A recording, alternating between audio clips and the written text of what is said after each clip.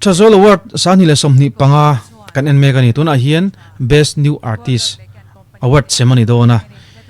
he thil hi zanina mitam tak hriat chakani chuwang chuan tun chuma po hian live tani hi kan ri ekang fu chiang te le tai te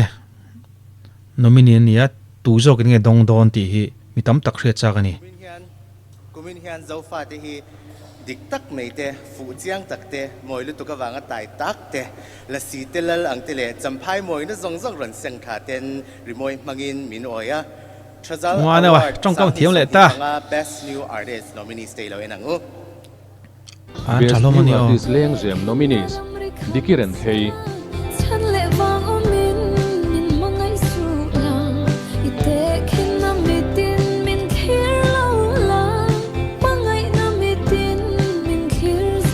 vote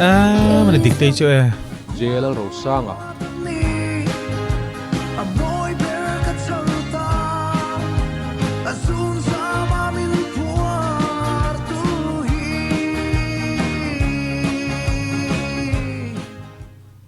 lal sang liana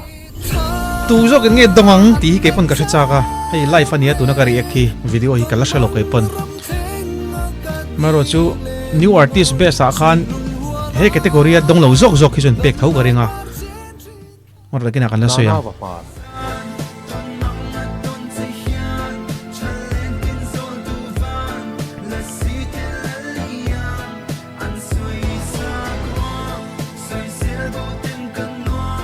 he lai chun dal reu Samson van chong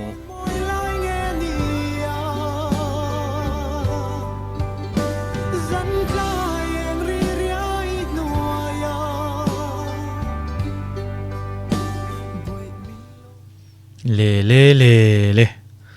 tu nge dongang le sang ni som hi panga Best New Artist tai te nge fu chiang te ti hi JLL na ro sanga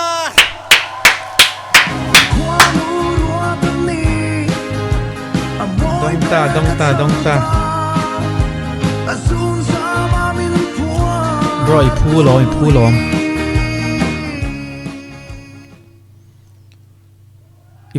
i pu lom fu chiang ten dong tlat my Best New Artist Award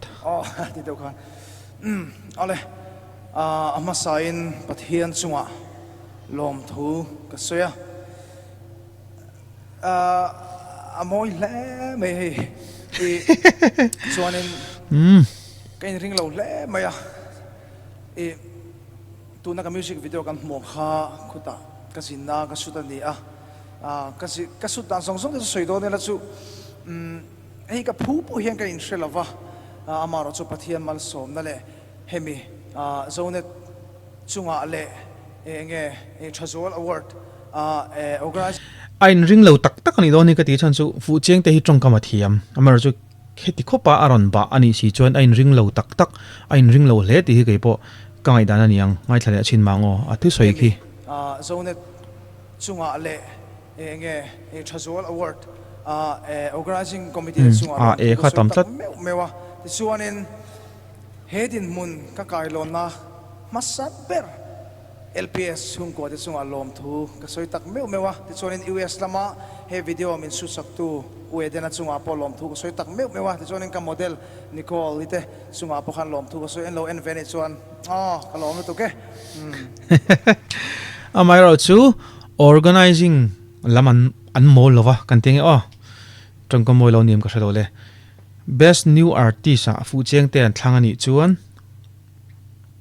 Best Artist Male leng zema lal sang liana tai te an thlang don ti hi phera pho nga chiang ani ka ti ke chu an ti lo chuan fans te phun ri ring don tuk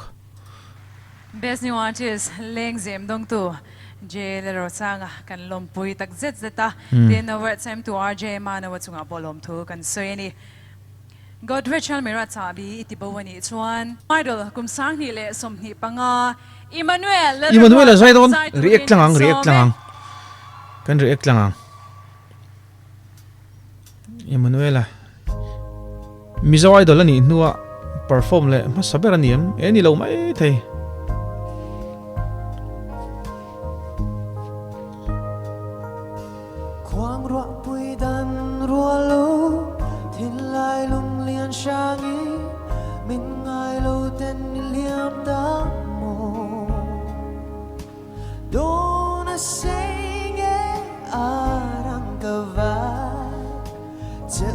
Zai chứ thiếm mà nè.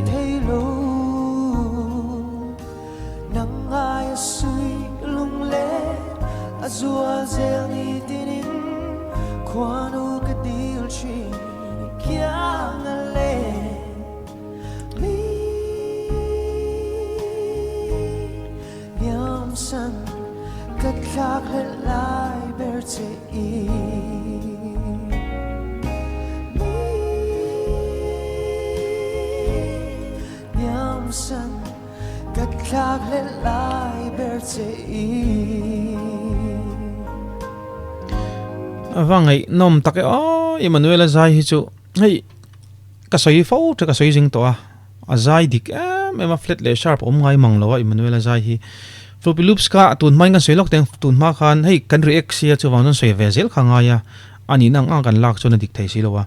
floppy loops ka soundtrack siam nang kan mang ve trin tun ma khan tuna chon software changkang tak tak ron chuak do tak tak tun ma chon floppy loops ka kan mang thina cha ta om ta jing kan rem ta thin ni ti chon adik lo chete adik lo lor sei lek pokha arik dana dik lo zelani chu tiang chuan o rang artist te hi te ta sela khatiang khol khan Emmanuel hi chu ti sual nei tlem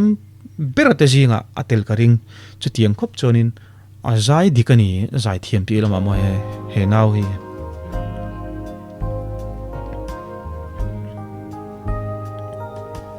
golan ni chua tiarin thai koi thu di lanin khoya chuan ve an che mo dia lung lam vai re reng hianin mo loi thik pui kan nu le chi nang ai sui lung le azua zel ni tinin kwanu ka dil chi kyang le mi liam san kat khak le lai ber che i poi a liam san kat khak le lai ber che i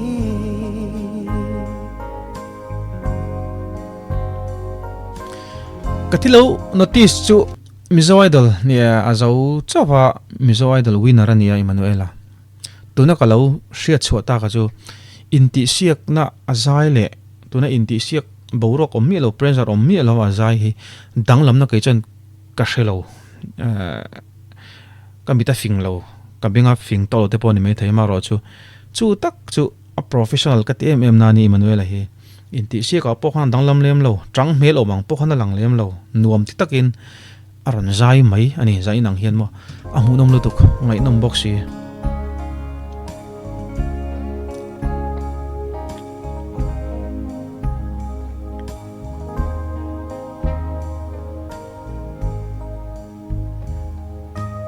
khoang pot pui dan rua lo thiên lai long lian sang in mình ai lo tên ni liam ta mo dia long lam vai re reng hian in mo a control le avan control hi chu ngai nam lo top class legendary kan ti khani nang ai sui lung le azua zel ni tinin kwanu ka uzawi chu ke inti thai ro pui nuam lo ti fal tu ke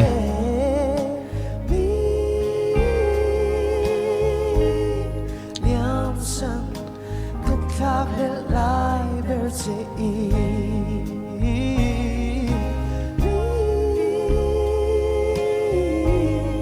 liam san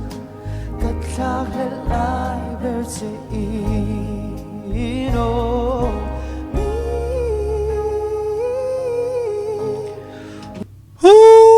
o control ni ne lu tu